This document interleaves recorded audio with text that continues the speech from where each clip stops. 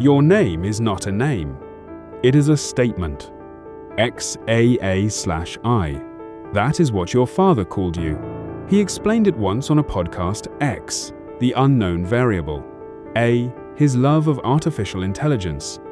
A 12, the precursor to the SR-71, his favorite aircraft. You are 5 years old the first time a stranger points at you in public and says your name out loud. It sounds like they are reading a math equation. You do not understand why everyone laughs. Your father is the richest man on earth. He owns an electric car company, a rocket company, a brain implant company, a tunneling company, and a social media platform. You know none of this yet. What you know is this. Every morning, men in dark clothes stand outside your door. They are always there when you wake up and still there when you fall asleep. They do not smile often. They speak into small devices on their wrists. You think this is how all children wake up? It is not. Your school is not like other schools. It sits on the campus of a rocket factory.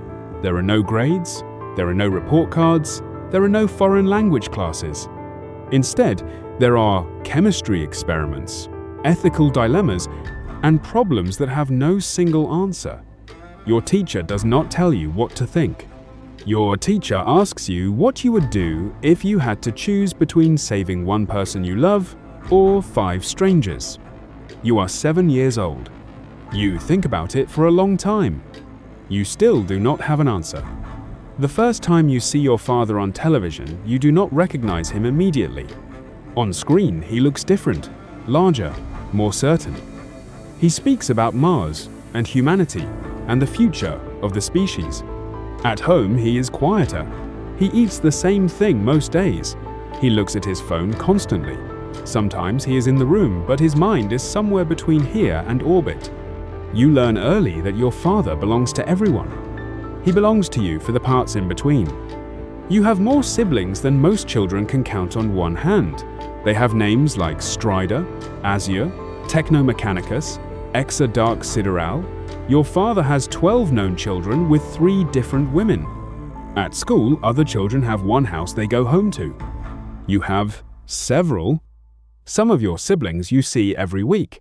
Some you have met only a few times. You understand, slowly, that your family does not look like the families in the books your teachers read to you. You stop mentioning it at school. You are 8 years old the first time someone is mean to you because of your last name. Not because of something you did, because of something your father said on the internet. You do not fully understand what he said.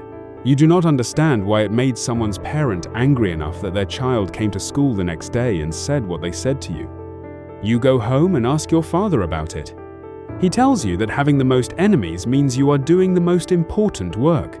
He says that the people who change the world are never popular with everyone. You nod.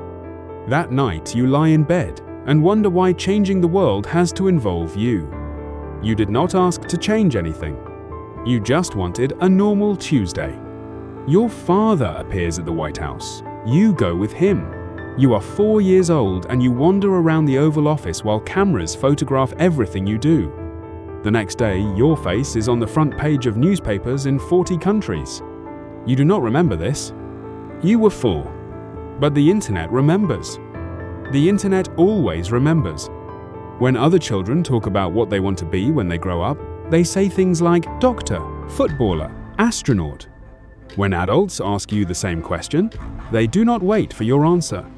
They say things like, "Oh, I am sure you will work at Tesla, or you will probably go to Mars, or do you think you will take over SpaceX?" As if your future is already written. As if the ending of your story was decided before you were old enough to hold a pencil. You are 10 years old when you first understand what it means to have a famous last name. It does not mean what you thought it meant. It does not mean people are interested in you. It means people are interested in what you represent. To some, you are proof that your father is human. To others, you are evidence of everything they hate about him. To journalists, you are a photograph waiting to happen. To the internet, you are a comment section. None of them have ever spoken to you. None of them know your favorite color. None of them know that you are afraid of the dark, or that you cannot sleep without a specific blanket, or that the thing that makes you happiest is a completely ordinary afternoon where nothing important happens. Your father lands a rocket. Not metaphorically. SpaceX lands a booster rocket back on its launch pad for the first time in history. The world watches. Millions of people cheer. It is one of the greatest engineering achievements of the century.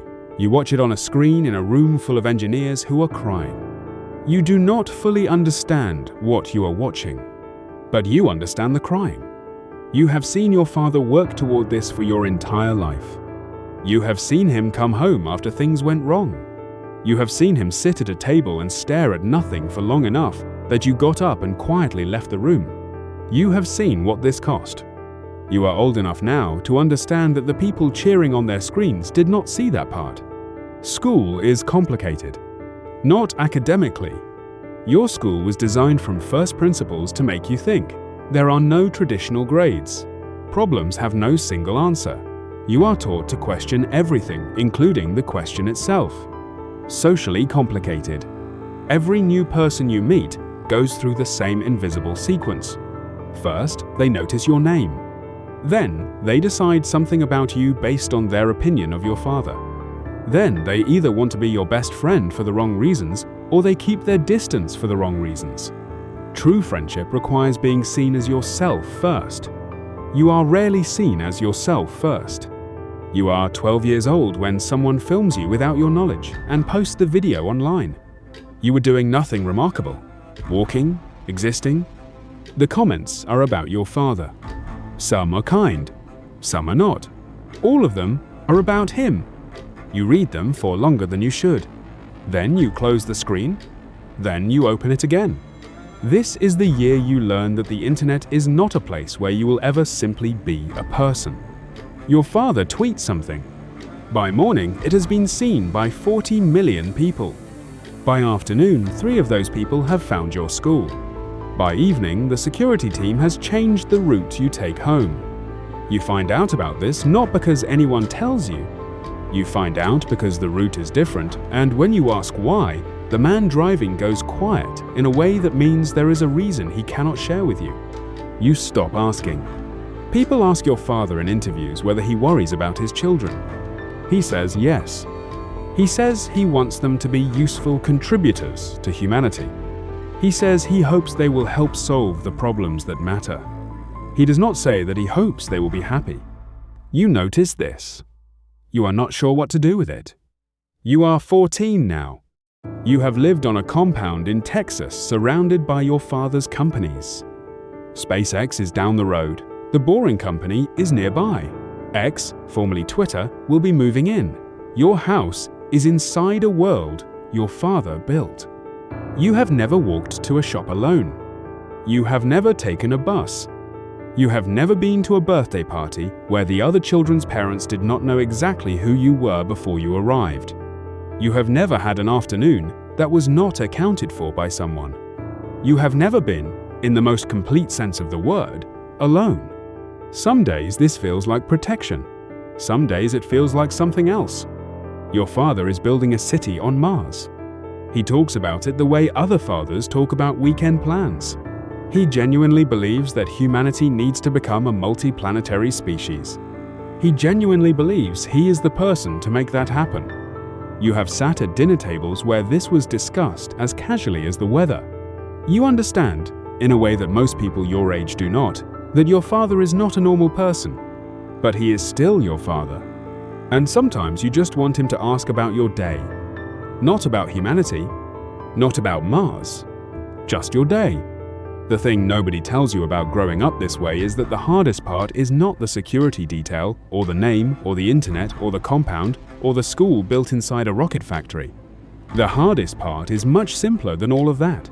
The hardest part is that the most famous man on earth is your father, and sometimes, not always, but sometimes you feel completely invisible to him. Not because he does not love you. You know he does.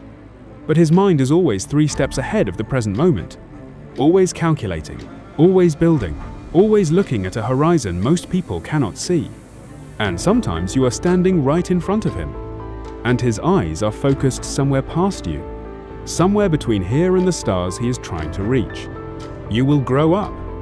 You will decide what to do with this name, this life, this inheritance of attention you never asked for. Maybe you build something of your own. Maybe you step back and find a quiet life far from the headlines. Maybe you do both. Maybe you spend your whole life figuring out where the man ends and the name begins. But whatever you choose, the first line of every article ever written about you is already done. It was written before you could speak, before you could walk, before you could tell anyone who you actually are. Your father named you after an equation. The variable was always meant to be unknown. Maybe that is the most honest thing about any of this. You are still working out what X equals. And for the first time in your life, that feels like freedom. If this story made you feel something, then next life is exactly where you belong. Every week we step inside a life most people will only ever wonder about. Subscribe, hit the bell, because next week we find someone else living a life the rest of us can barely imagine. Your next life starts now.